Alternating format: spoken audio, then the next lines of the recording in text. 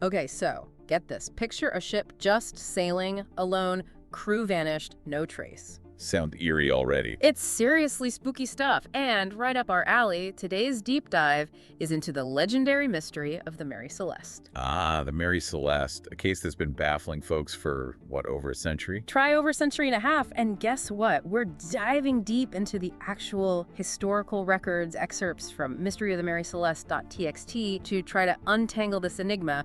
December 1872, the Atlantic Ocean. A ship in seemingly perfect condition found just drifting. But no one, and I mean no one, on board. It's like something out of a ghost story, except this ghost story is all too real. And trust me, after reading through these sources, I've got chills. So let's set sail with the basics. What kind of ship are we talking about here? Was it just some tiny sailboat lost at sea? Not quite. The Mary Celeste, she was a brigantine, 2 masts, specific sail setup, used a lot for cargo back then. Okay, so a real deal cargo ship. Definitely. Originally called the Amazon, built in Nova Scotia in 1861. So by 1872, she'd seen a bit of action, wouldn't you say? But still, built to last. So who was at the helm? Who was this captain in charge of this ship that would soon become infamous? That would be Captain Benjamin Briggs, a man known for being a real, meticulous, and experienced sailor. This wasn't some newbie mistake, which makes the whole thing even weirder, right? Yeah, Briggs, okay. Now, everything we've read paints him as a real salt-of-the-earth type, years of experience. Did he have a crew you'd trust to sail the world with? From what we know, Captain Briggs, he picked his crew carefully, 7 experienced seamen, knew the Atlantic like the back of their hands. They weren't likely to just panic or make rookie errors, you see? Okay, seasoned captain, reliable crew, and they were transporting, what was it again? 701 barrels of, get this, denatured alcohol, heading from New York City to Genoa, Italy. Denatured alcohol. Explain it to me like I'm back in high school chemistry. And was that dangerous stuff? Could that be a clue here? So denatured alcohol, it's basically ethanol, but you can't drink it. It's poisonous. Used a lot for industry back then, hence the Italy trip. And was it dangerous? Well, not like hauling dynamite, but a leak. Those fumes, not something you want trapped below deck. Not a floating bomb, but definitely a situation that needs a careful hand. So, experienced captain, seasoned crew, cargo that's, let's say, needs a watchful eye. They set sail on November 7th, 1872, and then vanished. Not quite vanished yet, but that's where things take a turn for the truly bizarre. And that's where we'll pick up in the next part of the deep dive. This story is just getting started. Okay, so we left off with the Mary Celeste sailing off into the Atlantic November 1872. What happened next? It's almost too good to be true, from a mystery perspective at least. Well, buckle up, because the story gets even stranger. Imagine this. December 5th, 1872, a month after the Mary Celeste set sail. The Dei Gratia, a British ship, spots her just bobbing around about 400 miles east of the Azores. The Azores, just a place that for us landlubbers. Right, group of islands smack dab in the Atlantic. Beautiful, but, middle of nowhere back then.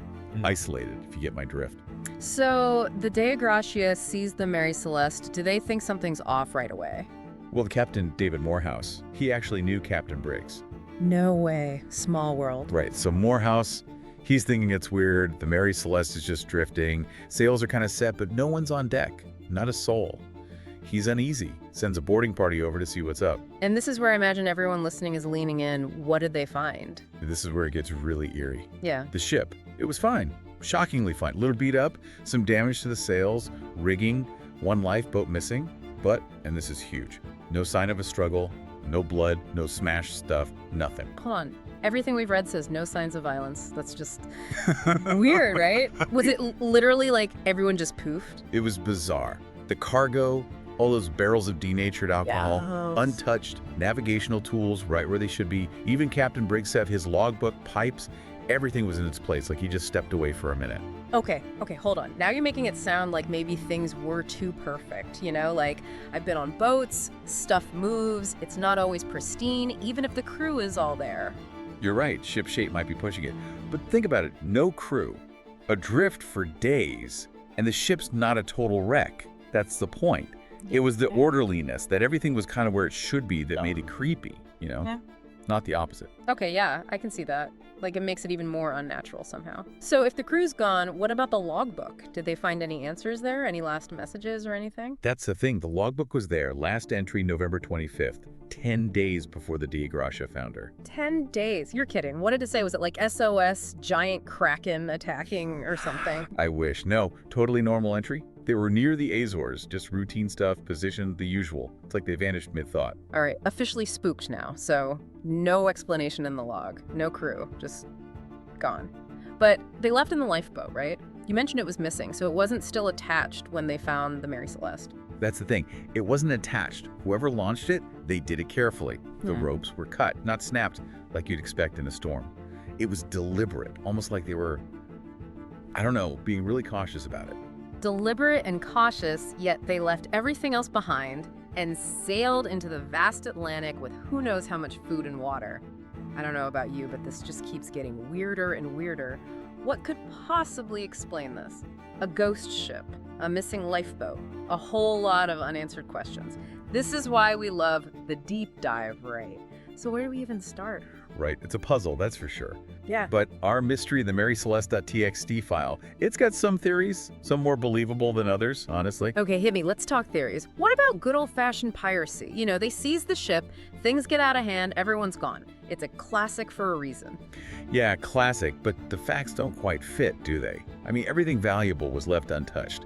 Plus, pirates, they wanted easy loot, not a fight, especially not in the middle of the Atlantic. Not exactly a pirate hotspot, unlike, say, the Caribbean. Makes sense. Okay, so not Blackbeard and his crew then. What about a mutiny?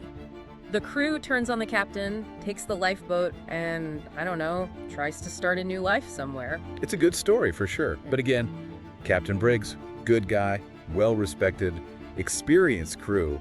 And let's not forget, his wife and kid were on board. Mutiny seems risky, even for the most desperate sailors. Yeah, no one's tossing a woman and a child overboard without a thought, so mutiny's out.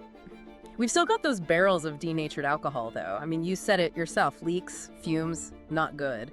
Could that be our answer? It's a possibility. Denatured alcohol, those fumes are heavy, you know? Yeah. A leak, poor ventilation, boom. You've got yourself a dangerous situation down in the hold. So say you're Captain Briggs, you smell these fumes, you're in the middle of the ocean, and you think the ship might explode. Exactly. What do? You grab your family, crew, get everyone into the lifeboat quick as you can. He might have figured, you know, we'll wait it out, let the fumes clear, come back later. But they didn't come back. And we haven't found any sign of them. What if the fumes weren't just flammable, but like toxic? Our sources mention hallucinations, maybe even some long-term effects on judgment and stuff. Now you're getting into some really scary possibilities. Imagine, lost at sea, disoriented, not thinking straight because of toxic fumes. It's definitely a thought that's crossed my mind too, but then where's the evidence of an explosion or even a fire? The Di Gracia, they didn't report anything like that. Okay, true. So we've got a conundrum. What about the ocean itself? The Atlantic can be a beast. Storms, rogue waves, those can take down even the sturdiest ships, right? Oh, absolutely. Those rogue waves, they're like walls of water, come out of nowhere. Imagine being on a ship the size of the Mary Celeste and seeing one of those bearing down on you. Terrifying. And waterspouts, basically tornadoes at sea, incredibly powerful, could easily make you think your number was up. So maybe they saw a of this mystery once and for all. Hands down, that missing lifeboat. I think it holds all the answers. Can you imagine finding it? Maybe a message scratched. But until then, we're left to wonder. That's the beauty of it, right? Keeps the imagination going. And that's a wrap on another deep dive. We've gone through the theories, explored the possibilities, and yet the mystery remains. What do you think happened to the Mary Celeste? Let us know your thoughts, your theories, your wildest guesses on social media. Until next time, keep exploring, keep questioning, and as always, happy deep diving.